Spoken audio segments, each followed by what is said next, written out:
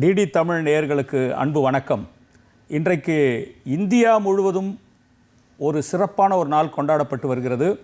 அனைத்து நீதிமன்றங்கள், உச்சநீதிமன்றம், உயர்நீதிமன்றம், கீழவை நீதிமன்றங்கள், அரசு அலுவலகங்கள் என்று அனைத்து இடங்களிலும் இந்த நாள் கொண்டாடப்பட்டு வருகிறது. அது என்னென்னா இந்திய அரசியல் நாள், அதாவது லா டேன்னு கூட சொல்லுவாங்க, சட்ட நாள் அப்படின்னு. இன்றைக்கு தான் 1949 நவம்பர் 26ஆம் நாள் சட்டமேதை டாக்டர் அம்பேத்கர் அவர்கள் அந்த சட்ட வரைவு குழுவுடைய தலைவராக இருந்து 7 குழு அந்த சட்டத்தை இயற்றி கிட்டத்தட்ட 2 வருடம் 11 மாதம் 17 நாட்கள் அந்த சட்டத்தை எழுதி முழுமை பெற்று அதை பாராளுமன்றத்திலே குடியரசுத் தலைவரிடம் டாக்டர் ராஜேந்திர பிரசாத் அவரிடம் ஒப்படைத்த நாள். அந்த நாளை கிட்டத்தட்ட ஒரு 60 நாட்கள் கழித்து 1950 ஜனவரி 26 நாள் இந்தியா குடியரசு நாளாக அறிவிக்கப்பட்டு அன்று முதல் இது நடைமுறைக்கு வந்திருக்கிறது. அதான் இந்திய அரசியல் நாள். Our difficulty, as I said, is not about the ultimate future. Our difficulty is how to make the heterogeneous mess that we have today take a decision in common and march in a cooperative way on that road which is bound to lead us to unity. அப்போ இந்த நாள் மற்றும் ஒரு குறிப்பிட்ட பிரிவினருக்கான நாள் இல்லை, ஒரு மதத்திற்கான நாள் இல்லை. இது 140 கோடி மக்கள் மற்றும் இங்கு வாழ்கின்ற அனைத்து உயிர்களுக்கும் ஏதோ ஒரு வகையில் அந்த உயிர்கள் வாழ்வதற்கு பாதுகாப்பான ஒரு சூழல் ஏற்படுத்தப்பட வேண்டும். அவர்களுக்கும் எல்லா உரிமைகளும் இருக்கிறது என்பதை நிலைநிறுத்தக்கூடிய ஒரு நாள். அதனால் இது அனைவருக்குமான, அனைத்து உயிர்களுக்குமான ஒரு நாள் என்று நம்ம எடுத்துக்கலாம். இது நிஜமாகவே அனைத்து இந்தியர்களும் இது கொண்டாடக்கூடிய ஒரு நாள். அப்படி என்றால் இந்த இந்திய அரசியல் சாசனம் எதற்கு நமக்கு பயன்படுகிறது? இது வரும் ஆளுபவர்களுக்கு தானே, இது நமக்கு என்ன அப்படின்னு நீங்கள் நினைக்கலாம். இல்லை, இது முக்கியமாக இந்த அரசியல் சாசனம் உலகத்தில் எழுதப்பட்ட எத்தனையோ அரசியல் சாசனம் வேறுபட்டிருக்கிறது. என்னென்னா எல்லாமே அவர்கள் வேறு மாதிரி எழுதியிருப்பாங்க. ஆனால் இந்தியாவில் மட்டும் மக்களாகிய நாமே நமக்காக எழுதப்பட்ட ஒரு சாசனம். We the people of India என்று தான் அதை துவங்கியிருப்பாங்க. அதனால் இது டாக்டர் அம்பேத்கர் அவர்கள் எழுதினாரா, இல்லை அந்த வடைவுக்குள்ள 7 பேரும் சேர்ந்து எழுதினாங்க? இல்லை, அவர்கள் நமக்காக எழுதிய ஒரு சட்டம். அப்போ நமக்கு என்ன மாதிரியான பாதுகாப்பு வேணும், நாம் எப்படி இந்த நாட்டில் பாதுகாப்பாக வாழ முடியும், நமக்கான உரிமைகள் என்ன, அல்லது நீதிமன்றத்திற்கு போகும்போது நாம் என்ன நடைமுறைகளை பின்பற்ற வேண்டும், காவல்துறைக்கு செல்லும்போது அங்கே என்ன நடைமுறை பின்பற்றும், அரசு அலுவலகங்கள் எப்படி செயல்பட வேண்டும், அனைத்து விஷயங்களும் உள்ளடக்கியது தான் இந்த அரசியல் சாசனம். இந்த அரசியல் சாசனம் இல்லாமல் எந்த ஒரு சட்டமும் இயற்ற முடியாது. இதை அடிப்படையாக வைத்துத்தான் இந்த சட்டங்கள் இயற்றப்படுகிறது. அது தனியார் சட்டமாக இருந்தாலும் சரி, அல்லது அரசு சட்டமாக இருந்தாலும் இதை அடிப்படையாக வைத்தான் இயற்ற. அதனால் இது ஒரு மதர் டாக்குமெண்ட் அப்படின்னு சொல்லலாம். இப்போ இதில் இருக்கின்ற சிறப்பு அம்சங்கள் என்ன, இந்த சட்டம் எப்படி நமக்கு பாதுகாப்பாக இருக்கிறது, இது என்ன மாதிரியான உரிமைகள் நமக்கு கொடுக்கிறது என்பதை நினைவு கூறுகின்ற அல்லது ஞாபகப்படுத்திக் கொள்கின்ற ஒரு நாள் தான் இன்றைக்கு. இந்த நிகழ்ச்சியை நல்லா தெளிவாக பாருங்கள். முழுமையாக பார்த்தா பல விஷயங்கள் உங்களுக்கு புரியும். ஒரு விழிப்புணர்வு ஏற்படுத்துகின்ற ஒரு நோக்கத்தில் தான் இந்த நிகழ்ச்சி நடத்தப்படுகிறது. இந்த நிகழ்ச்சியில் கலந்து கொள்வதற்காக பல்வேறு விஷயங்கள் இது குறித்து பேசுவதற்காக 3 நம்முடைய நிலையத்திற்கு வந்திருக்காங்க. KP ஆனந்த் சார் அவர்கள் பிரின்சிபல் அக்கௌண்டன்ட் ஜெனரல் சென்னையில் வந்திருக்கார். அவரும் இந்த பிரிவு முக்கியமான ஒரு நபராக இங்கே பேச வந்திருக்கிறார். ஆடில் பேக் அவர் குடிமை பணிகளுக்கு தயார் செய்கின்ற மாணவர்கள் தயார் செய்பவர். அவரும் ஒரு குடிமை பணிக்கு செல்லக்கூடிய ஒரு ஆர்வத்தோடு இருப்பவர், ஒரு IAS ஆஸ்பிரண்ட் அவர்.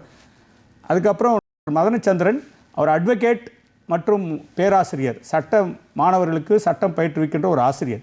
இந்த 3 குழு இங்கே பல்வேறு விஷயங்களை இந்த அரசியல் சாசனம் குறித்து பேச வந்திருக்கிறார்கள். முதலாவதாக உங்கள் சார்பாக KP ஆனந்த் சார் அவர்களை நாம் வரவேற்போம். அது மட்டுமல்ல, ப்ரீஆம்பிள் ஆஃப் த கான்ஸ்டியூஷன், அதுதான் முகப்பு, அரசியல் சாசனத்துடைய மிக முக்கியமான ஒரு அம்சம். அது குறித்து ஒரு சில வார்த்தைகளை சார் நீங்கள் முகப்பை பற்றி பேசலாம். முகப்பு அப்படின்றது எப்படி நம்ம வீட்டுக்கெல்லாம் ஒரு முகப்பு இருக்கோ அதுபோல் அரசியலமைப்பு சட்டம், இது தாய் சட்டம். இப்போ நீங்கள் சொன்ன மாதிரி அதுதான் தாய் சட்டம். ஆர்கானிக் லா அப்படின்னு சொல்லலாம், மதர் ஆஃப் ஆல் லாஸ். இப்படிப்பட்ட ஒரு தாய் சட்டம், இந்த சட்டத்துக்கு இதுதான் ஒரு முகப்பாக, ஒரு முகப்புரை அப்படின்னு சொல்லிட்டு ப்ரியாம்பிள் அப்படின்னு வரைத்து வைத்திருக்கிறார்கள். இந்த ப்ரியாம்பிளில் என்னன்னா, அதில் தான் நீங்கள் சொன்ன மாதிரி we the people of India give to our self அப்படின்னு சொல்லிட்டு நாம் நமக்காக தருகிறோம்.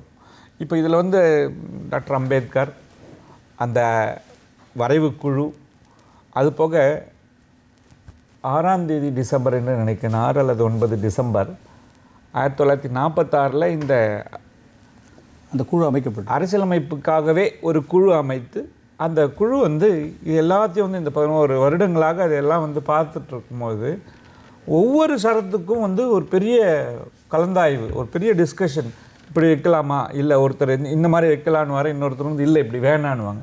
ஆக இந்த ஒரு பெரிய ஒரு டிஸ்கஷன்லாம் விவாதத்தை அந்த விவாதம்லாம் முடிச்சுட்டு பல நாட்டினுடைய கான்ஸ்டியூஷன் எல்லாம் எடுத்து அந்த அரசியலமைப்பு சட்டத்தில் இருக்கக்கூடிய நல்ல விஷயங்கள் எல்லாம் எடுத்து தான் வந்து ஃபைனலாக இதை தராங்க. அப்போ இந்த ஒரு 395 ஆர்டிகல்ஸ் இருக்கக்கூடிய ஒரு கான்ஸ்டியூஷன், அப்போ இந்த 395 ஆர்டிக்கிளுக்கும் ஒரு முகப்பாக வந்து சிம்பிளாக நம்ம சொல்லணும் அப்படின்னு சொல்லிட்டு தான் இந்த ப்ரியாம்பிள் எடுத்துகிட்டு வராங்க. இந்த ப்ரியாம்பிளில் தான் வந்து இந்த மாதிரி we the people of India give to our self அப்படின்றாங்க. We adopt enact and give to our self அப்படின்ட்டு. அப்படி சொல்லும் பொழுது நம்ம எதை தருகிறோம், இந்த அரசியலமைப்பு சட்டத்தில் நம்ம எதெல்லாம் நம்ம வந்து விரும்பி இருக்கிறோம், எதையெல்லாம் நாம் வைத்துக்கொள்ள வேண்டும் என்று பார்த்துருக்கிறோம் என்றால் justice, liberty, equality and fraternity, ஒரு நீதித்தன்மை. அது எப்படிப்பட்ட நீதி அப்படின்னா சமூக விஷயங்களில் நீதி, பொருளாதார விஷயங்களில் நீதி மற்றும் அரசியல் சார்ந்த நீதி, அப்படிப்பட்ட ஒரு நீதி. லிபர்ட்டி, ஒரு தன்னிச்சையாக நாம் இருக்கலாம் அப்படின்னும் போதும் வந்து அந்த தன்னிச்சை எப்படிப்பட்ட தன்னிச்சை அப்படின்னு பார்த்தோன்னா freedom of thought, liberty, expression, faith எல்லாமே நீங்கள் நினைக்கக்கூடிய எண்ணம் அந்த ஒரு தன்னிச்சையாக நீங்கள் நினைக்கலாம், அதை நீங்கள் சொல்லலாம், அதை வெளிப்படுத்தலாம், நீங்கள் உங்களுக்கு தேவையான ஒரு நம்பிக்கையை வைத்துக்கொள்ளலாம், அதற்கேற்ற வழிபாடுகளை வைத்துக்கொள்ளலாம் அப்படின்ற ஒரு லிபர்ட்டி. இதன் பிறகு வந்து ஈக்குவாலிட்டி சமத்தன்மை அப்படின்னு சொல்லும்போது எப்படிப்பட்ட ஒரு சமத்தன்மை என்றால் ஸ்டேட்டஸ் அண்ட் ஆப்பர்ச்சுனிட்டி, நம்மளுடைய வசதிகள், நம்ம எந்த ஒரு கட்டமைப்பில் இருக்கிறோம், எந்த ஒரு சமூக செயல்பாட்டில் இருக்கிறோம், அதுக்கான ஈக்குவாலிட்டி ஆஃப் ஸ்டேட்டஸ், எல்லோரும் ஓரினம், எல்லோரும் ஓர் நிறை, எல்லோரும் இந்நாட்டு மக்கள் அப்படின்ற மாதிரியான ஒரு status. And equality of opportunity, எல்லா ஆப்பர்ச்சுனிட்டியும் வந்து எல்லோருக்கும் கிடைக்க வேண்டும், எல்லாருக்குமான வாய்ப்புகள் கிடைக்க வேண்டும். இப்போ இதெல்லாம் மட்டும் இல்லை, இது போக ஃப்ரெட்டர்னிட்டி, எல்லா அந்த சகோதரத்தன்மை, நாம் ஒருத்தரும் வந்து பல பிரிவுகள் இருந்தாலும் எல்லோரும் சகோதரர்கள். அப்படி இருக்கும் பொழுது தான் இந்த இந்தியாவுடைய ஒருமை, ஒற்றுமைப்பாடு இதெல்லாம் இருக்கும். அப்படின்றதுக்காக இது எல்லாம் வந்து நம்ம ஏற்று we gave to ourselves this constitution. அதாவது முகப்புக்கு ஒரு முகவரை கொடுத்தீங்க, ரொம்ப நன்றி. அடில், நீங்கள் வந்து ஐஏஎஸ் ஆஸ்பிரண்ட்ஸ்க்கு டீச் பண்ணுறீங்க, plus you're an IAS aspirant. இப்போது சார் சொன்னார் வந்து அனைவரும் சமத்துவம் அப்படின்னு சொல்கிறாரு, ஃப்ரெட்டர்னிட்டி. ஆனால் இதுக்கே ஒரு சோதனை வந்தது. இந்த அரசியல் அமைப்பு சட்டம் அமலுக்கு வந்தது 1950 ஆனால் உடனே ஒரு ஃபர்ஸ்ட் அமெண்ட்மெண்ட் வருது, எல்லோரும் சமம்னும் போது ஏன் வந்து தனிப்பட்ட பிரிவினுக்கு ஒரு ரிசர்வேஷன் அப்படிலாம் வந்தது, அது குறித்து சொல்லுங்களேன். நிச்சயமாக சார்.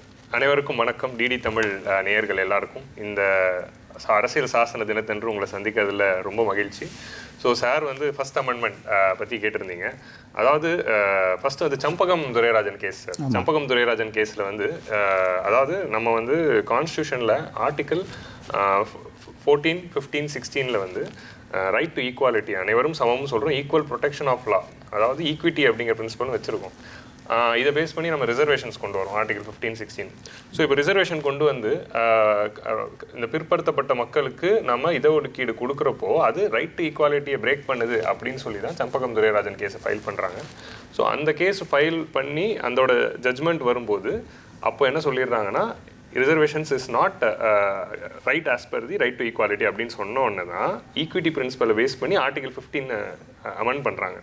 அமெண்ட் பண்ணி அதுக்கப்புறம் ரிசர்வேஷனை சரி பண்ணணுங்கிறதுக்காக தான் socially and educationally backward sections of the கம்யூனிட்டிக்கு ரிசர்வேஷன்ஸ் கொடுக்கப்படணும் அப்படின்னு சொல்லி 15th ஆர்டிக்கலுக்குள்ளே ஒரு ப்ரொவிஷனை கொண்டு வந்துடுறாங்க. 16th ஆர்டிக்கலுக்குள்ளேயும் ஒரு ப்ரொவிஷனை கொண்டு வந்து நம்ம வந்து இந்த ரிசர்வேஷன்ஸ் அப்படிங்கிற இந்த ஒரு ரெவல்யூஷனரியான ஒரு ஸ்கீமை வந்து சட்டப்பூர்வமாகவும் அரசியல் சாசன பூர்வமாகவும் அமலுக்கு கொண்டு வராங்க. ஸோ இது சம்பகம் துரைராஜன் கேஸ். அன்னிலேருந்து ஆரம்பித்து இன்றைக்கி வரைக்கும் அந்த ரிசர்வேஷன்ஸ் வந்து ஒரு சமூக நீதிக்காக ஒரு ரொம்ப முக்கியமான ஒரு பங்கு வகிச்சிருக்கு. இந்த சமூக நீதியை மேம்படுத்தின ஒரு முக்கியமான பங்கு இந்த சம்பகம் துரைராஜன் கேஸுக்கு ஆர்டிகல் 15, 16 இருக்குது. அதாவது என்ன, அதில் நான் என்ன கேள்விப்பட்டேன்னா, அனைவரும் சமம் தான், ஆனால் அந்த சமமாக இல்லாத நிலை இருக்கிறது, ஏற்றத்தாழ், அதை சமப்படுத்துவதற்கான ஒரு அப்படின்றது தான் அது வாதமாக இருந்தது. அதாவது treat equal people equally, treat like சமமாக இருக்கிறவங்க சமமாக ட்ரீட் பண்ணுங்க. சமமாக இல்லாமல் ஒரு சில வரலாற்று காரணங்களால் பிற்படுத்தப்பட்டவங்களுக்கு சமமாக ட்ரீட் பண்ணுறது அது சமத்துவம் இல்லை. அவங்களுக்கு ஒரு ஏணி வைக்கணும், ஒரு வாய்ப்பு, ஒரு ஏணி. அந்த ஒரு ஏணி வைத்து அவங்கள அதை எட்ட வைக்கிறதுக்கான ஒரு ஏணியாக இந்த ரிசர்வேஷன்ஸ் பயன்படுது. அப்போ சமமாக இல்லாதவங்கள சமமாக ட்ரீட் பண்ண வேணாம், இவங்களுக்கு அதிக வாய்ப்பு கொடுத்து சமநிலையை கொண்டு வரணும் அப்படிங்கிற அந்த ஒரு ஏணியாக அந்த ரிசர்வேஷன்ஸ் வந்து செயல்படுது. ஸோ அப்போ அந்த ஆர்டிகல் 15 தான் முதல் அமெண்ட் பண்ணுறாங்க. முதல் அமெண்ட்மெண்ட்ல ஆக்சுவலி 19th ஒரு அமெண்ட்மெண்ட் கொண்டு வந்தாங்க சார். ரைட் டு ஃப்ரீடம் ஆஃப் எக்ஸ்பிரஷன்ல right to freedom of expression அனைவருக்கும் பேச்சுரிமை அப்படின்னு வந்துருது. ஆனால் அதில் வந்து அனைவருக்கும் பேச்சுரிமை வந்த பிறகு அப்போ வந்து நம்ம எதை வேணால் பேசிடலாமா, அப்போ யாரை வேணால் தாக்கி பேசிடலாமா, யாரை வேணால் நம்ம வந்து அவங்களோட டிஃபமேட் பண்ணிடலாமா, நாட்டுக்கு எதிர்த்து பேசிடலாமா, இறையாண்மைக்கு எதிர்த்து பேசிடலாமான்னு வரும்போது இல்லை, யாரையும் நீங்கள் உங்களுக்கு பேச்சுரிமை இருக்குது, அந்த பேச்சுரிமைக்கும் நம்ம வந்து ரீசனபிள் ரெஸ்ட்ரிக்ஷன்ஸ், அதுக்கு ஒரு சில பவுண்டரி இருக்குது. நாட்டிய இறையாண்மைக்கும் சமத்துவ unity and integrity of the நேஷன்ஸ்க்கும் பப்ளிக் ஆர்டருக்கும் மொராலிட்டிக்கும் இன்னொருத்தரை காயப்படுத்தாத மாதிரி பேசக்கூடாது அப்படிங்கிற அந்த ரெஸ்ட்ரிக்ஷன்ஸும் ஃபர்ஸ்ட் அமெண்ட்மெண்ட் தான் கொண்டு வராங்க. உரிமை இருக்கிறது, ஆனால் மற்றவருடைய ஃப்ரீடத்தை, மற்றவருடைய உரிமையை அது பறிக்காமல் இருக்கணும், அல்லாத அவங்கள புண்படுத்தாமல் இருக்கும். அது வரைக்கும் தான் அவங்க உரிமை. ஆமாம். ரொம்ப நன்றி ஆடில் சார். இதில் வந்து ஒரு சின்ன விஷயம் நான் சொல்ல பார்க்குறேன். நம்முடைய உரிமை வந்து நான் எவ்வளோ தூரம் கையை நீட்டலாம் அப்படின்னா அவங்க மூக்குவரையும் தான் நீட்ட முடியும், அதுக்கு மேலே நான் நீட்ட முடியாது. அதுதான் அந்த ரீசனபிள் ரெஸ்ட்ரிக்ஷன்ஸ் அப்படின்னு சொல்கிறது.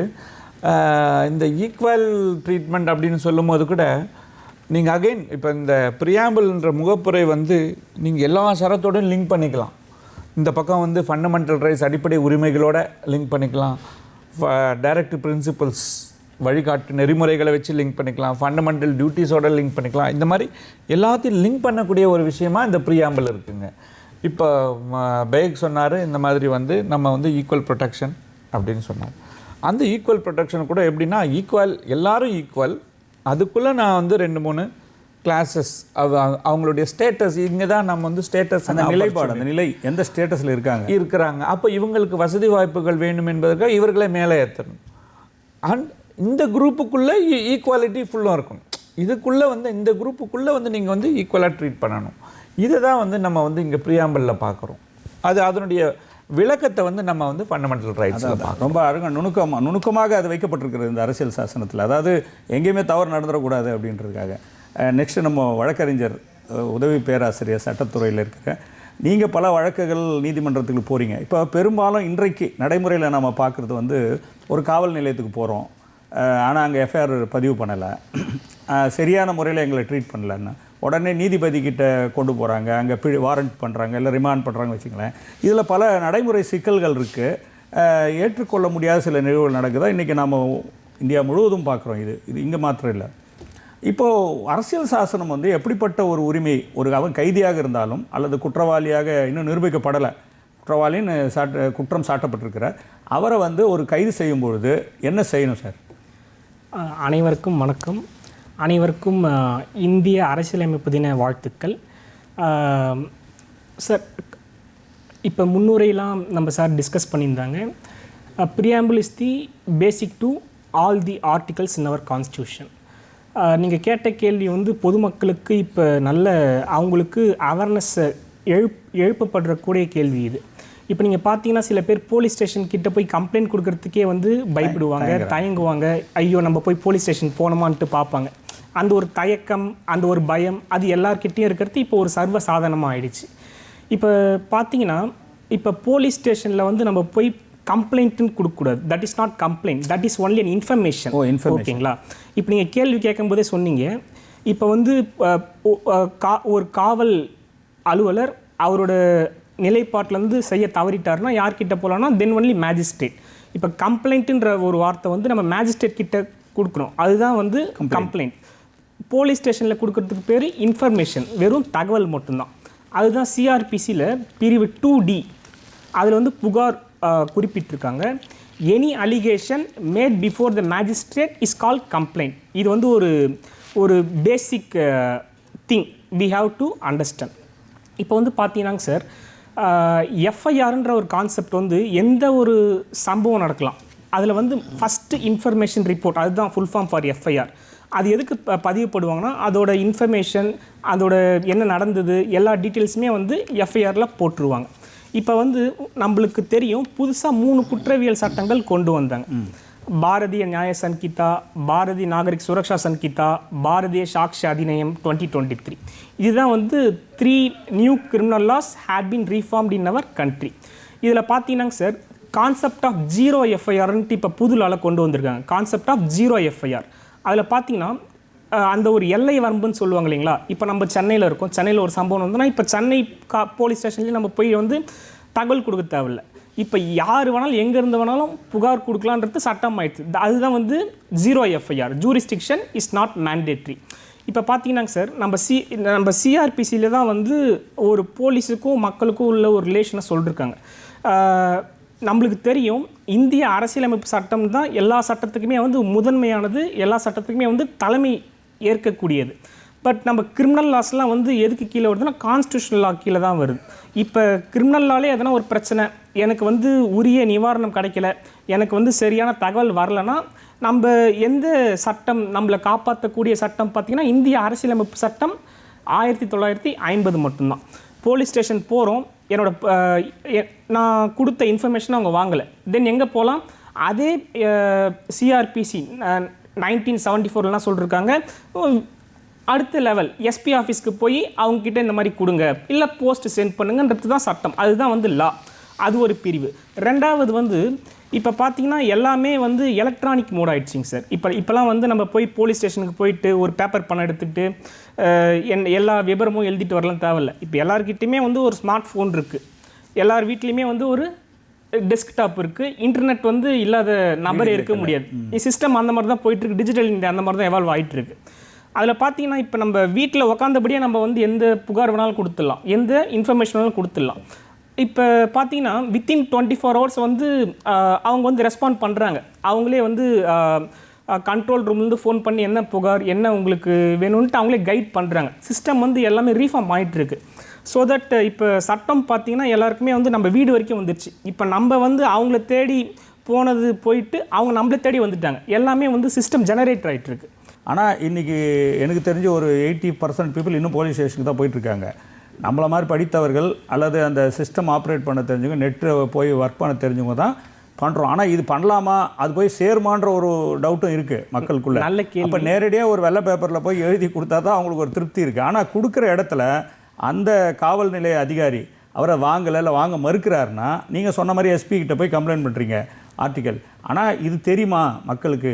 அதுதான் அது யார்கிட்ட போய் கம்ப்ளைண்ட் பண்ணால் எஸ்பி கிட்ட போகிறீங்க. சரி, எஸ்பி ஆஃபீஸில் நடக்கலை, அப்போ அவங்க எங்கே போகணும் சார்? எஸ்பி ஆஃபீஸ்க்கும் போகலன்னா நம்ம அதுதான் ஸ்ட்ரெயிட்டாக சிஆர்பிசியில் வந்து பிரிவு 200, 201, 202, 203 இருக்குது. நம்ம சொன்னோம் இல்லைங்களா, ஃபஸ்ட்டே நான் வந்து ஒரு அடிப்படையில் ஒரு புரிய வச்சேன். தகவல் யார்கிட்ட கொடுக்கணும், புகார் யார்கிட்ட கொடுக்கணும். புகார் வந்து மேஜிஸ்ட்ரேட் கிட்ட மட்டும் தான் கொடுக்க முடியும். அதுதான் வந்து புகாருக்கு உண்டான டெஃபினிஷன். நீங்கள் போலீஸ் ஸ்டேஷனுக்கு போகிறோம், நம்ம இன்ஃபர்மேஷன் வாங்கலை, சரி ரைட் எஸ்பி கிட்ட போகிறோம். எஸ்பியும் வந்து நம்ம தகவலை ஏற்றுக்கல, எங்கே போகிறோம் நம்ம மேஜிஸ்ட்ரேட் கிட்ட போயிட்டு தான் நம்ம வந்து நம்ம குறைகளை எழுதி கொடுக்கணும். அவங்க தான் வந்து என்னன்ட்டு ஃபர்தர் ப்ரொசீடிங்ஸ் பார்த்துப்பாங்க. இப்போ நம்மளுக்கு தெரியும் மேஜிஸ்ட்ரேட் கோர்ட்டுன்றது சபார்டினேட் ஜுடிஷரி கீழே தான் வருது, டிஸ்ட்ரிக்ட் ஜுடிஷரி கீழே தான் வருது.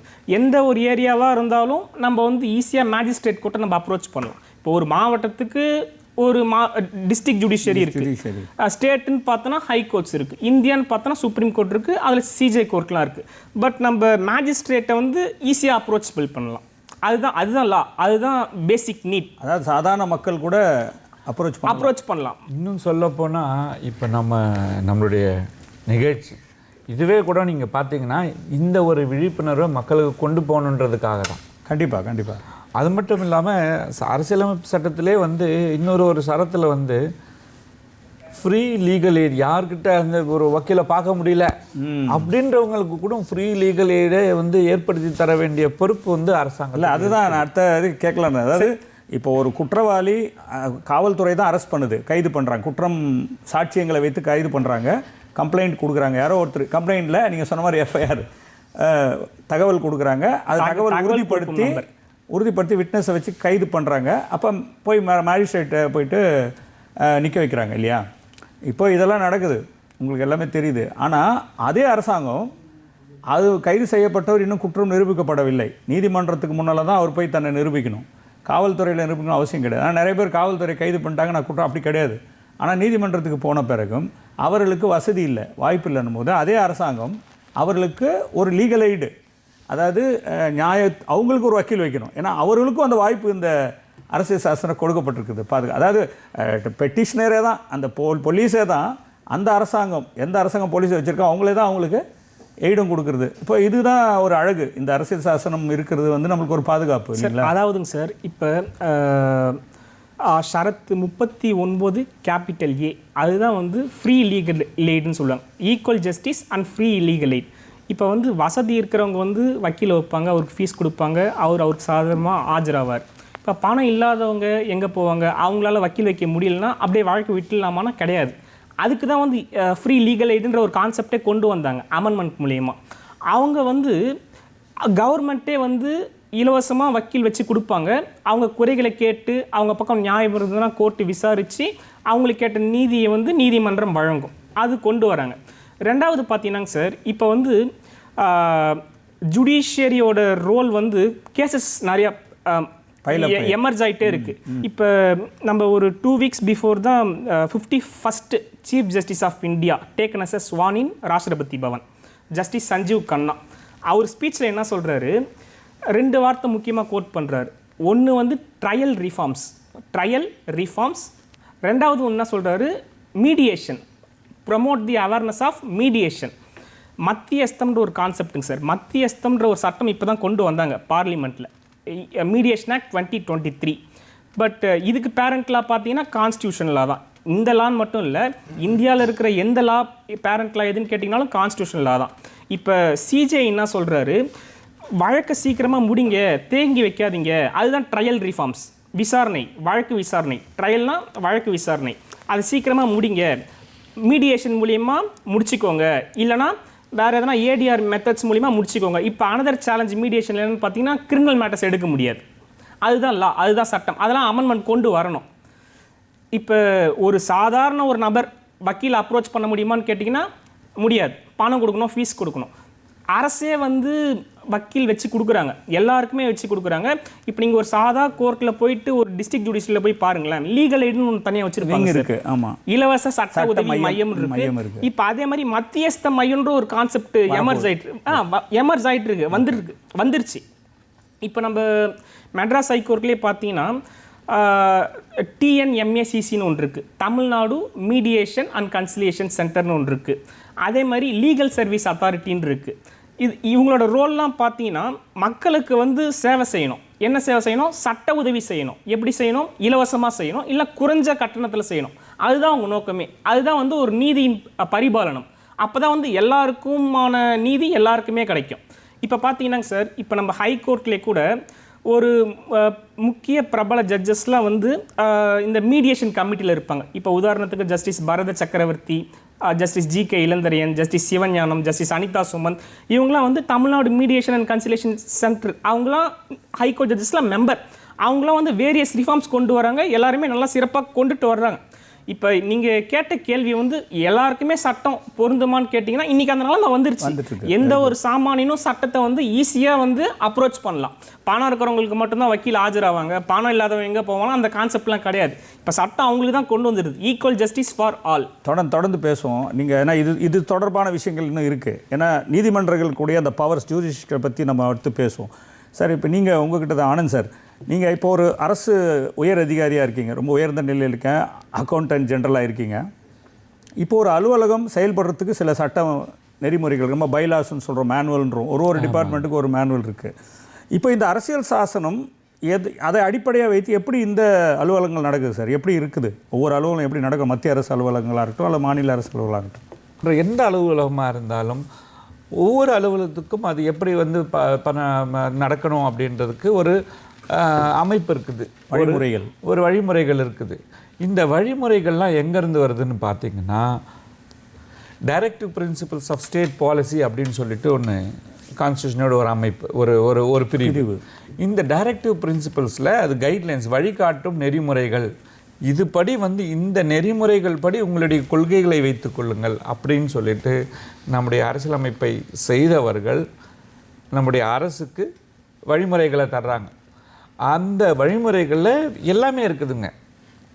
இந்த சில வழிமுறைகளை நீங்கள் பார்த்தீங்கன்னா சோஷியலிசம் சார்ந்த விஷயங்களாக இருக்கலாம், சிலது காந்தியிசம் அது சார்ந்த விஷயங்களாக இருக்கலாம், சில வந்து தாராளமயமாக்கக்கூடிய விஷயங்களாக இருக்கலாம், அல்லது அறிவு சார்ந்த விஷயங்கள், அதாவது டு டெவலப் சயின்டிஃபிக் டெம்பர். நீங்கள் வந்து அறிவு சார்ந்த விஷயங்களை நீங்கள் மக்களுக்கு எடுத்து செல்ல வேண்டும். அது மாதிரியான ஒரு அவங்க வந்து யோசிக்கும் போதே வந்து அறிவியல் பூர்வமாக யோசிக்க வேண்டும். அதே மாதிரி வந்து சிறார்கள் 9லேருந்து 14 வயசில் இருக்கக்கூடியவங்க வந்து அவங்களுக்கு படிக்கக்கூடிய வாய்ப்பை வந்து பெற்றோர்கள் செய்து தர வேண்டும். அப்புறம் நீங்கள் உமன் அப்படின்னு எடுத்துட்டோன்னா ஆணுக்கும் பெண்ணுக்கும் சரியான கூலி வேண்டும். அப்போ அதுக்கேற்ற மாதிரியான சட்டங்கள் இருக்கணும். தொழிலாளர்கள் வந்து அந்த கம்பெனியுடைய நிர்வாகத்திலும் அவர்கள் வந்து பங்கு பெற வேண்டும். தொழிலாளர்களுடைய நலன், அந்த 8 மணி நேர வேலை, அந்த மாதிரியான நலன்கள் எல்லாம் கூட கரெக்டாக நம்ம வைக்கணும். இது தொழிலாளர்கள் பொறுத்தவரையும். இது போக வந்து மற்றபடியே கூட வந்து நீங்கள் ஒரு பஞ்சாயத்து எப்படி இருக்கணும். இன்றைக்கி பார்த்திங்கன்னா பஞ்சாயத்து வந்து ஒரு காந்தியன் கான்செப்ட். நம்ம பஞ்சாயத்து நல்லா இருக்கணும், கோஆப்ரேட்டிவ் சிஸ்டம் நல்லா இருக்கணும் அப்படின்னு சொல்கிறது ஒரு காந்தியன் கான்செப்ட்னு நினைக்கிறோம். ஆனால் இன்றைக்கி பார்த்தீங்கன்னா 73வது அமெண்ட்மெண்ட், 74வது அமெண்ட்மெண்ட்டு பஞ்சாயத்துக்கும் நகர்பாலிகாவுக்குமான திருத்த சட்டங்கள்லாம் வந்து இன்றைக்கு அவர்களுக்கு கூட நம்ம வந்து அந்த அதிகாரம், இது வந்து ஒரு மத்திய அரசோ இல்லை மாநில அரசோ மட்டும் இல்லை, பஞ்சாயத்துகளும் கூட அவர்கள் வந்து அவங்களுக்குன்னு ஒரு 30 விஷயங்களை வந்து அவங்களா பார்த்து செய்யணும் அப்படின்னு சொல்லிட்டு அதிகார பகிர்வு அவர்களுக்கும் நடந்திருக்கு. இன்னும் சொல்லப்போனால் என்னுடைய அமைப்பில், சிஏஜுடைய அமைப்பில் இருந்து கூட இந்த அதிகார பகிர்வானது எந்த அளவுக்கு நடந்திருக்கு அப்படின்றத நாங்கள் ஆய்ந்திருக்கிறோம். பல மாநிலங்களில் எந்தெந்த அளவுக்கு வந்து இந்த அதிகார பகிர்வு நடந்திருக்கு அப்படின்றத ஆய்ந்திருக்கிறோம். நாங்கள் எப்படி ஆராய்கிறோம் அப்படின்னா, சிஏஜிக்குன்னு ஒரு ப்ரொவிஷன் இருக்குங்க. அரசியலமைப்பு சட்டத்தில் சிஏஜிக்கான ஒரு பகுதி இருக்குது. அதில் வந்து அந்த 148வது பிரிவில் வந்து சொல்கிறாங்க அதுக்கான ஒரு சட்டத்தை நீங்கள் ஏற்றிக்கொள்ளலாம்னு. அப்போ 1971 ஒரு ஆக்ட் பாஸ் ஆகுது, சிஏஜிஸ் duties powers and constitution and conditions அப்படின்ட்டு. ஸோ அந்த சட்டத்தின்படி அவர் வந்து எல்லா விதமான அக்கௌண்ட்ஸும், அது நடுவண் அரசாக இருக்கட்டும், அல்லது வந்து மாநில அரசாக இருக்கட்டும், பஞ்சாயத்தாக இருக்கட்டும், முனிசிபாலிட்டியாக இருக்கட்டும், நிறுவனங்கள், மைய மாநில நிறுவனங்கள், அட்டானமஸ் போர்ட்ஸ், கவுன்சில்ஸ், கூட்டுறவு, இந்த எதிலெல்லாம் வந்து கன்சாலிடேட் ஃபண்ட் ஆஃப் இந்தியா அல்லது கன்சாலிடேட் ஃபண்ட் ஆஃப் ஸ்டேட், அரசினுடைய பணம், பொதுமக்களுடைய பணம் எங்கெல்லாம் இருக்கோ அந்த அக்கௌண்ட்ஸ் எல்லாம் சிஏஜி பார்க்கலாம். அதை பார்த்து அவர் வந்து அதற்கான கருத்துக்களை, இது நிறைவாக இருக்கிறது, இது குறைவாக இருக்கிறதுன்றது சொல்லலாம். அப்படின்ற ஒரு வழிமுறையை அதுவும் இந்த டிபிசி ஆக்ட் மூலமாக வருது. DPC act again gets the power from constitution. ஆக எதை பார்த்தாலுமே அந்த மெயின் இது வந்து கான்ஸ்டியூஷன் தான். அந்த கான்ஸ்டியூஷன்லேருந்து தான் ஒவ்வொரு சின்ன சின்ன லாவுமே நம்ம வச்சுருக்கக்கூடிய எல்லா லாஸுமே. இன்றைக்கி வந்து ஒரு முனிசிபாலிட்டிலையோ இல்லை நம்மளுடைய அரசாங்கமோ வந்து இதுக்கு இவ்வளோ சார்ஜ், நீங்கள் ரிஜிஸ்ட்ரேஷன் பண்ணணுமா, இதுக்கு இவ்வளோ கட்டணும் அப்படின்னா கூட அதுக்கும் வந்து வழிமுறைகள், nothing can be collected from the citizen except by means of law. எதுவாக இருந்தாலும் அந்த அரசின்படி, அந்த சட்டத்தின்படி தான் செய்ய வேண்டும் அப்படின்றது எல்லாத்தையும் தரக்கூடிய ஒரு அமைப்பாக இந்த அரசியலமைப்பு சட்டம் இருக்கிறது. ரொம்ப ரொம்ப ரொம்ப நன்றி சார், எலபரேட்டாக சொன்னீங்க. அடில், ரொம்ப நேரம் வெயிட் பண்ணுறீங்க. அதாவது ஒரு சிவில் சர்வெண்ட், ஒரு ஆஸ்பிரண்ட், சிவில் ஐஏஎஸ் ஆஸ்பிரண்ட் நீங்கள், ப்ளஸ் டீச்சும் பண்ணுறீங்க. இப்போது இங்கேருந்து ஐஏஎஸ் பாஸ் பண்ணிவிட்டு அல்லது எல்லாம் தேர்வான பிறகு பெரும்பாலும் மக்களுக்கு தெரியுது வந்து கலெக்டராக போவாங்க, எஸ்பியாக போவாங்க அப்படின்றது தான் தெரியும். ஆனால் அந்த ஐஏஎஸ் ஐபிஎஸ் தான் பரவலாக தெரியுது. ஆனால் இதுக்கப்புறம் நிறைய சர்வீசஸ் இருக்குது. ஆடிட் சர்வீஸ் இருக்குது, அப்புறம் ரெவென்யூ சர்வீஸ் இருக்குது, ரயில்வே சர்வீஸ் எல்லாம் இருக்குது. இப்போது ஒரு கலெக்டர் இப்படி எடுத்துக்கோ. இப்போ நீங்கள் வந்து உங்கள்கிட்ட இருந்து பாஸ் ஆகிட்டு ஒருத்தர் கலெக்டர் ஆகும். இப்போ கலெக்டருக்கு, அந்த மாவட்ட ஆட்சியருக்கு வந்து ஒரு சிறப்பு பவர், அதிகாரங்கள் என்ன கொடுக்கப்பட்டிருக்குது கான்ஸ்டியூஷனில்? இப்போ வந்து கான்ஸ்டியூஷனில் இப்போ சார் சொன்னார்ல, அந்த வழிகாட்டு நெறிமுறைகளை நான் எடுத்துக்கிறேன். First of all president of India நம்மளுடைய ஜனாதிபதியிலிருந்து ஒரு விஏஓ ஒரு குரூப் டி லெவல் ஆஃபீஸர் வரைக்கும் யாராக இருந்தாலும், ஒரு எம்பி எம்எல்ஏ கவுன்சிலராக இருந்தாலும், கவர்மெண்ட்ஸ் அஃபீஷியல்ஸ், இப்போ நம்ம இங்கே தூர்தர்ஷனில் இருக்க ஒரு அஃபீஷியல்ஸாக இருந்தாலும், எந்த ஒரு அரசாங்கம் சார்ந்த ஒரு பணியாளராக இருந்தாலும் வழிகாட்டு நெறிமுறைகள் சொல்லப்பட்டிருக்கிற அந்த நெறிமுறைகளை பின்பற்றி தான் அவங்க நிர்வாகம் செய்யணும் அப்படிங்கிறதே கான்ஸ்டியூஷனில் சொல்லப்பட்டிருக்கு. So article 36 and 37 of the கான்ஸ்டியூஷனில் அதை பற்றி சொல்லியிருப்பாங்க. ஸோ இதுதான் வந்து பேஸ். ஸோ அதில் சார் அதோடைய கருத்துக்களை வந்து சிறப்பாக எடுத்து சொன்னார். அதை தாண்டி கான்ஸ்டியூஷனில் வந்து இந்த ஐஏஎஸ் ஐபிஎஸ் இந்த மாதிரியான அரசு அதிகாரிகளுக்குன்னு ப்ரொடெக்ஷன் இருக்குது. ஃபர்ஸ்ட் ஆஃப் ஆல், அதாவது இப்போ ஒரு அரசு அலுவலர் ஒரு முடிவு எடுக்க போகிறாருன்னு வைங்களேன், அவருக்கு ஃப்ரீயாக எடுக்கணும், எந்த ஒரு தடைகளும் வரக்கூடாது, இடையூறுகள் வரக்கூடாது, இன்டர்ஃபியரன்ஸ் வரக்கூடாது. நீங்கள் தைரியமாக எடுக்கலாம், உங்களை யாரும் உங்களை அவ்வளோ சீக்கிரம் வேலையை விட்டு எடுத்துட முடியாது, பணியிடை மாற்றம் செஞ்சிட முடியாதுங்கிறதுக்கும் ப்ரொடெக்ஷன் ஆர்டிகல் 311 இருக்குது.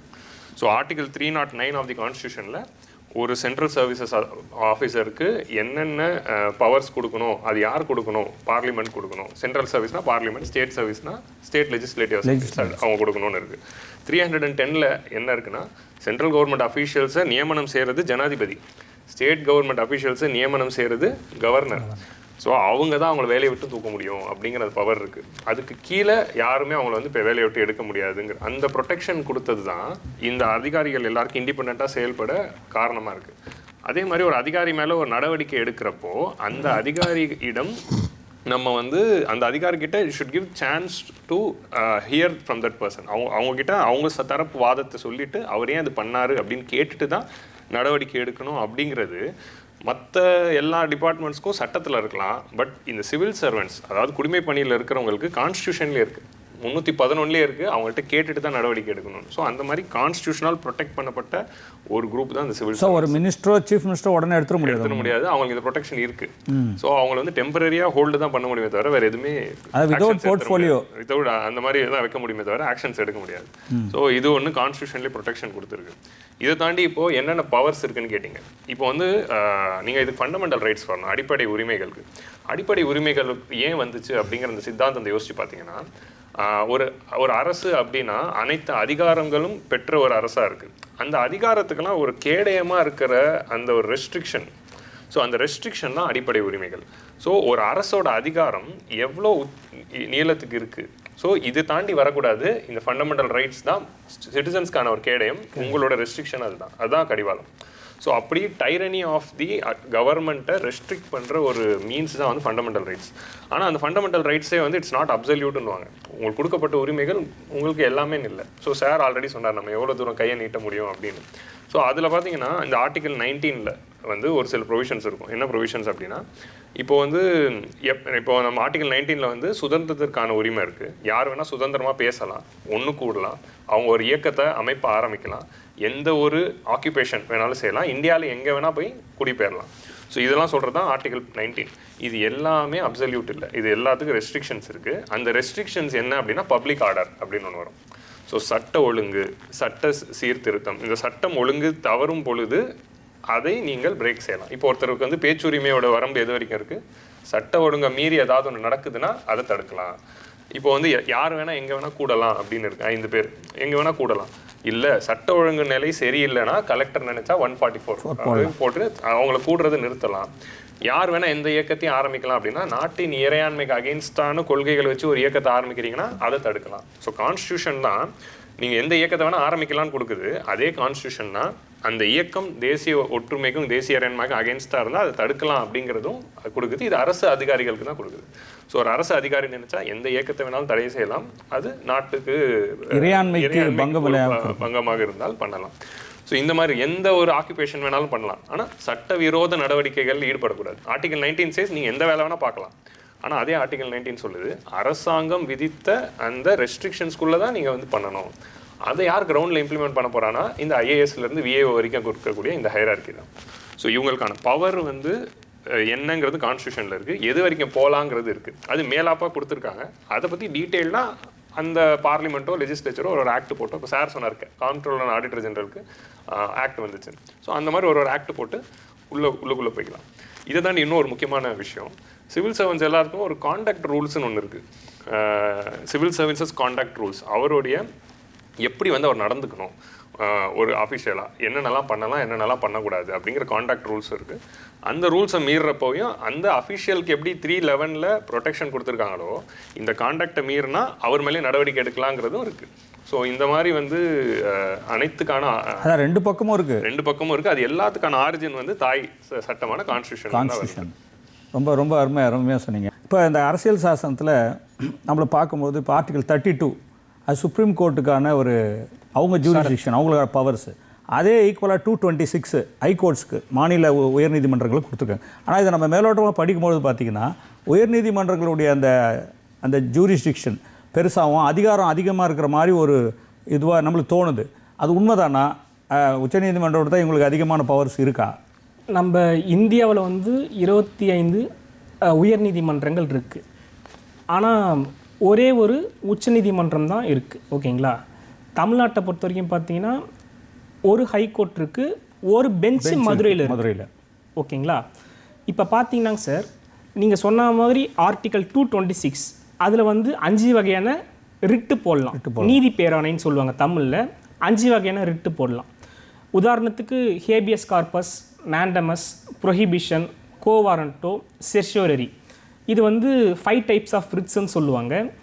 இப்போ அரசியலமைப்பு சட்டத்தில் ஷரத்து 226 போட்டோம்னா எங்கே நம்ம போடணும்? ஹைகோர்ட்டில் போடலாம். இந்த 5 வகையான ரிட்களும் போடலாம். இப்போ உச்சநீதிமன்றத்தில் ரிட்டு போடுற மாதிரி இருந்தால் ஆர்டிகல் 32 கீழே போடுவாங்க. இதே 5 writs habeas corpus, mandamus, prohibition, quo warranto, certiorari. இப்போ பார்த்தீங்கன்னாங்க சார், இப்போ ஹேபியஸ் கார்பஸ்ன்ற ஒரு ரிட்டு அப்படி என்னன்னு கேட்டிங்கன்னா ஆட்கொணர்வு மனு. இப்போ வந்து ஒரு நபர் வந்து காணவில்லை, அவர் எங்கே போய் கேட்கணும்? போலீஸில் போய் என்ன கொடுப்பாங்க? தகவல் கொடுப்பாங்க. ஓகேங்களா? அவங்க வந்து ப்ராப்பராக ரெஸ்பான்ஸ் இருக்காது. உடனே என்ன பண்ணுவாங்க? ஆட்கொணர்வு மனு போடுவாங்க. ஜட்ஜ் என்ன பண்ணுவார்? 24 மணி நேரத்தில் கோர்ட்டில் ப்ரொடியூஸ் பண்ணணுன்றது லா. அதுதான் வந்து ஹேபியஸ் கார்பஸ்.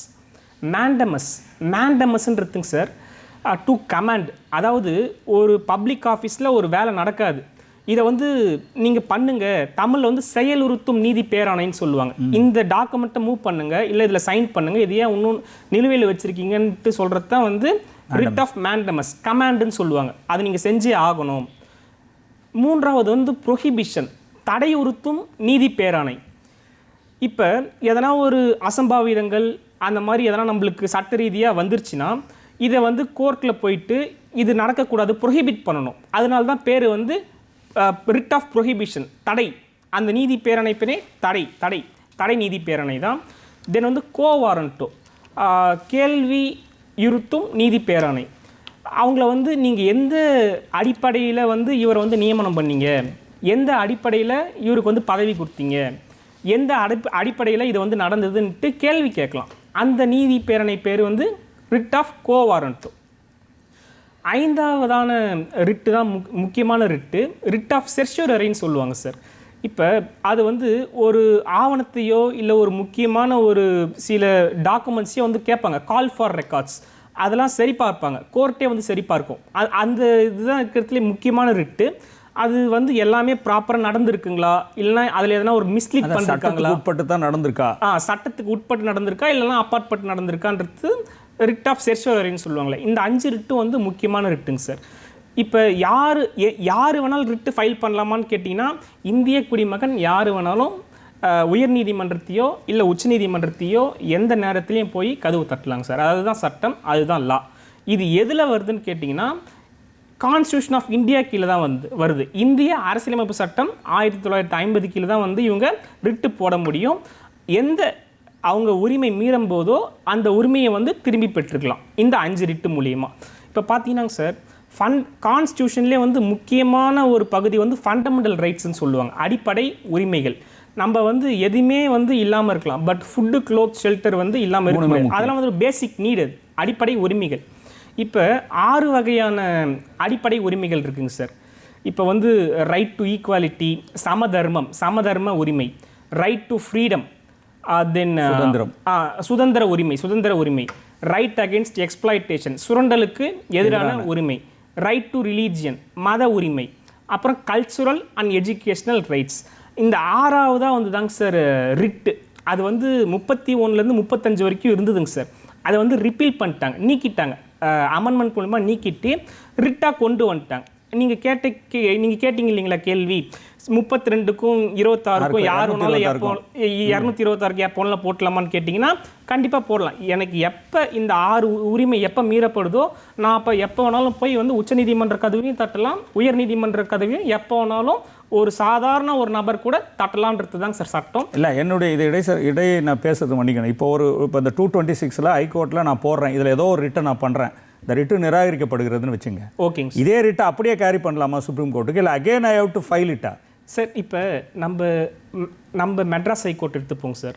மெட்ராஸ் ஹைகோர்ட்டில் மொத்தம் மேக்ஸிமம் சாங்ஷன்டு ஜட்ஜுன்னுவாங்க 75 பேர் மேக்ஸிமம் சாங்ஷன்டு ஜட்ஜ். அட் ப்ரெசண்ட்டில் வந்து 65-66 இருக்காங்க. ஓகேங்களா?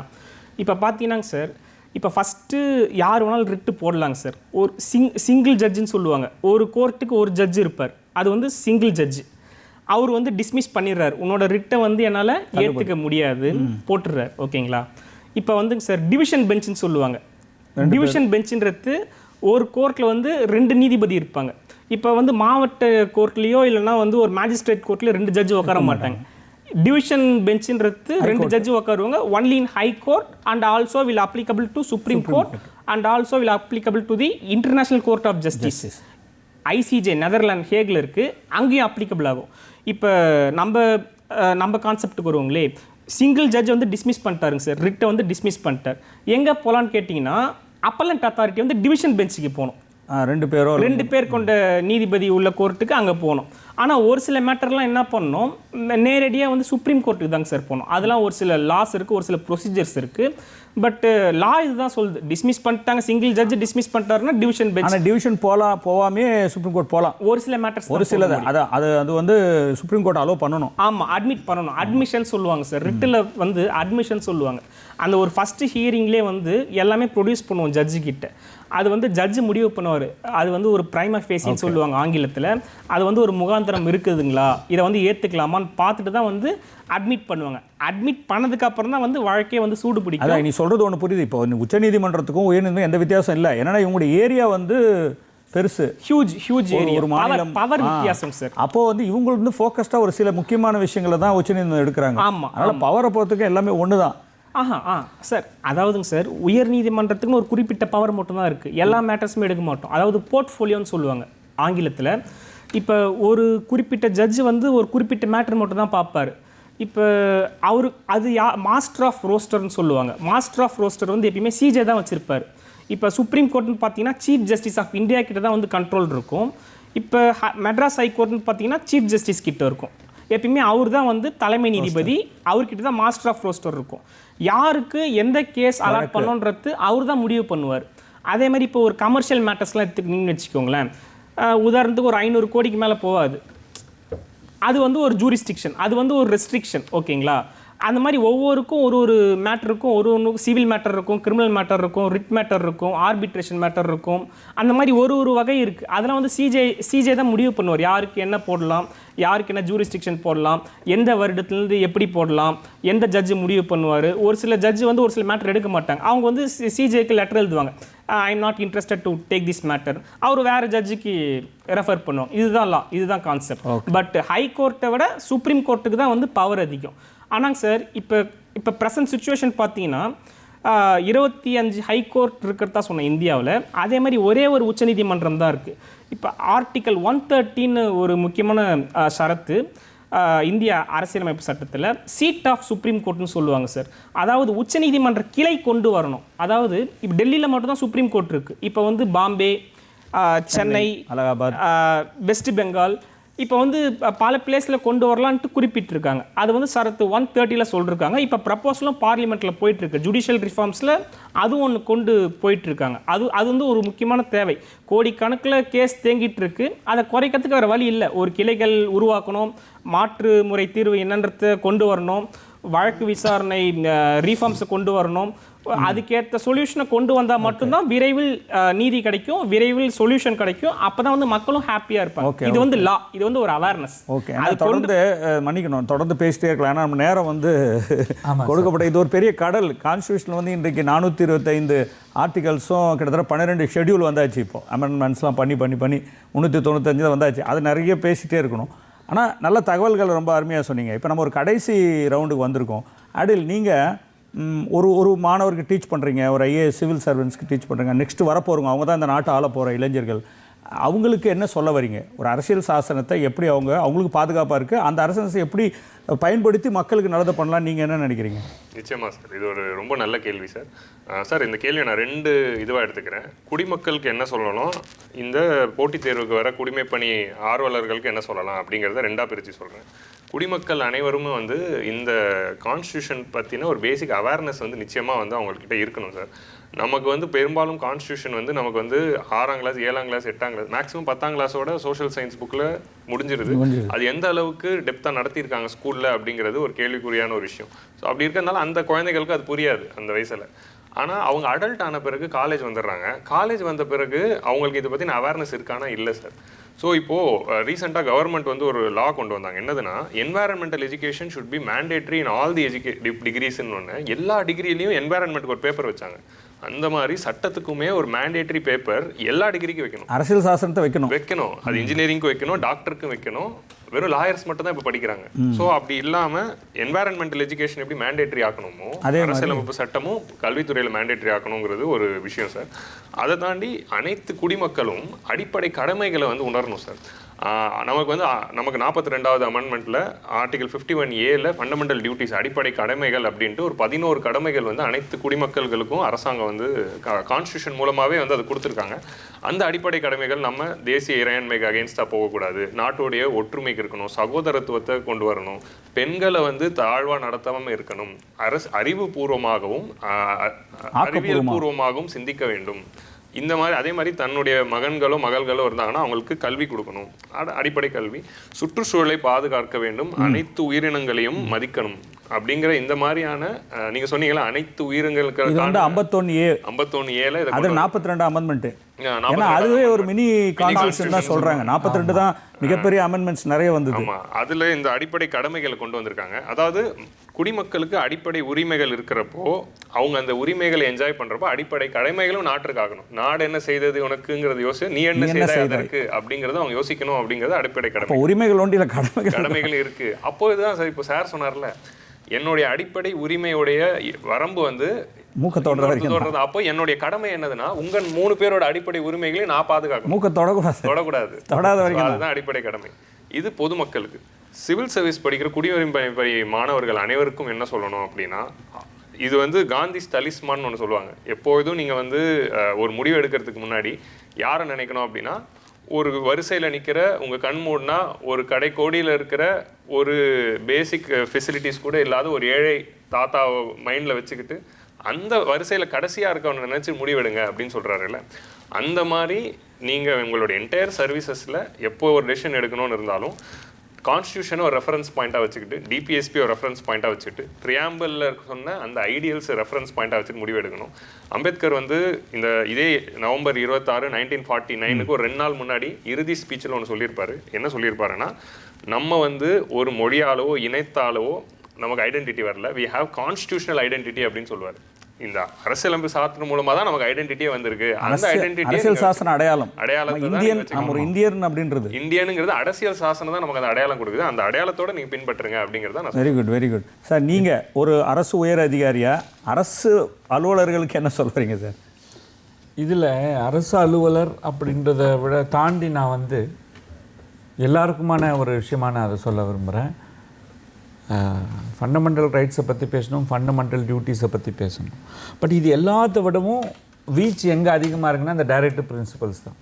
இந்த டைரக்டிவ் பிரின்சிபல்ஸ் எப்படி சொல்லுதோ அதுபடியான சட்டங்களை ஏற்றி அதுபடியான கொள்கைகளை வகுத்தோம்னா வந்து நம்ம வந்து இன்னும் மேலே வரலாம்.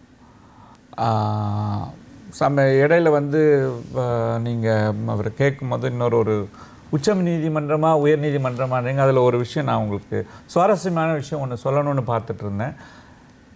உச்சநீதிமன்றத்தை பொறுத்தவரையும் வந்து நமக்கு வந்து இவருக்கும் எனக்கும் தகராறு இருந்தால் நான் உச்சநீதிமன்றத்துக்கு போகலாம். ஆனால் இதுக்கு வந்து அப்போலேட்டாக உயர்நீதிமன்றம் போவேன். உயர்நீதிமன்றத்தை பொறுத்தவரையும் வந்து சில விஷயங்களுக்கு தான் அந்த அமைப்பு இருக்குங்க. ஒரு ஸ்டேட்டுக்கும் இன்னொரு ஸ்டேட்டுக்கும் பிரச்சனை இருக்குது. அதாவது உச்சநீதிமன்றத்தை சொல்கிறீங்க. உச்சநீதிமன்றம் நான் உயர்நீதிமன்றம் போகலாம். ஆமாம். அப்பீலேட் வந்து சில விஷயங்கள் வந்து ரொம்ப முக்கியமான நாட்டினுடைய எதிர்காலத்தை முடிவு செய்யக்கூடிய விஷயங்கள், அதெல்லாம் சென்சிட்டிவ் ஏரியா. அந்த மாதிரியான இஷ்யூக்கு ஒரிஜினல் ஜூரிஸ்டிக்ஷன் உச்சநீதிமன்றத்துக்கு இருக்குது.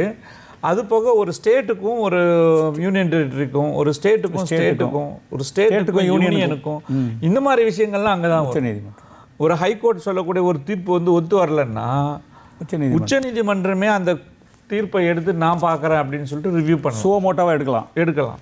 ஆனால் உச்சநீதிமன்றம் சொல்கிறது தான் ஃபைனல். அதை வந்து இப்போது சுப்ரீம் கோர்ட்டில் டெல்லியில் சொல்லிட்டாங்கன்னு ஒவ்வொரு ஸ்டேட்டும் அதை வந்து எடுத்து செய்யலாம். ஆனால் சுப்ரீம் கோர்ட் என்ன ஒரு டிசிஷன் எடுக்குதோ அதை வந்து ரிவ்யூ பண்ணக்கூடிய ஒரு அமைப்பும் வந்து அந்த ஒரு உறுதியும் வந்து பவரும் வந்து சுப்ரீம் கோர்ட்டுக்கு தான் இருக்குது.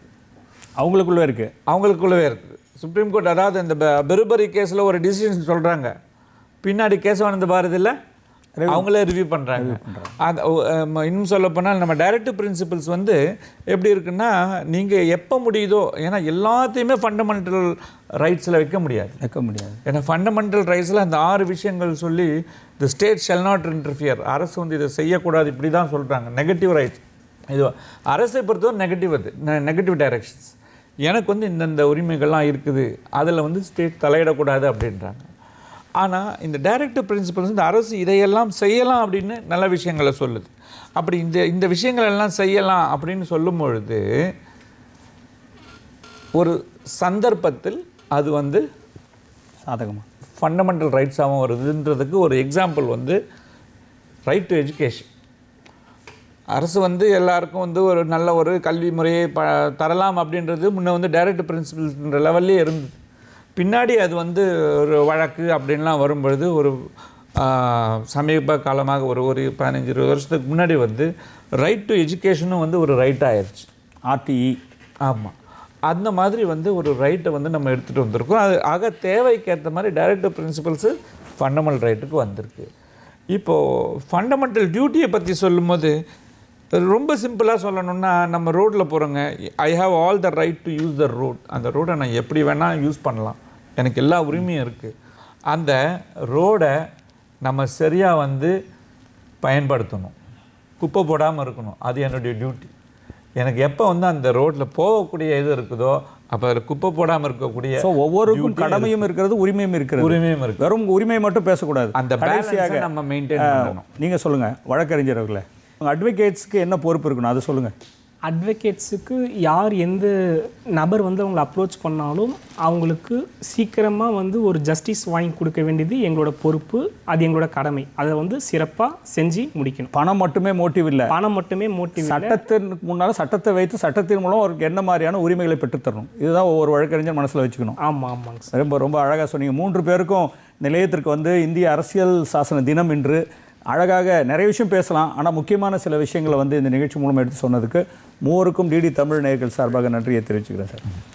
நேயர்களை, இன்றைக்கு அரசியல் அமைப்பு தினம் இன்றைக்கு கொண்டாடப்பட்டு வருகிறது. இந்த தினத்தில் நம்ம ஒரு சிறப்பு நிகழ்ச்சி ஏற்பாடு செய்திருந்தோம். இந்த நிகழ்ச்சிக்கு 3 வந்திருந்தாங்க, அவங்க பேசுனதெல்லாம் கேட்டிங்க. அதுலேருந்து ஏதோ ஒரு 10-5-6 விஷயமாவது உங்களுக்கு பயனுள்ளதாக அமைஞ்சிருக்கும், அதை ஃபாலோ பண்ணோம். ஆனால் கடைசியாக ஒன்று சொல்கிறேன், இந்த நாளில் நமக்கு வெறும் உரிமைகள் மட்டுமல்ல கடமைகளும் அரசியல் சாசனம் வலியுறுத்துகிறது. ஆனால் நாம் கடமையோடு இருந்தால் நமக்கு உரிமை தானாக கிடைக்கும் என்ற எண்ணம் நாம் வளர்த்து கொள்ள வேண்டும். இந்த நல்ல சிந்தனையோடு மீண்டும் ஒரு நிகழ்ச்சியில் மீண்டும் சந்திப்போம் என்று சொல்லி விடைபெறுகிறேன். நன்றி, வணக்கம்.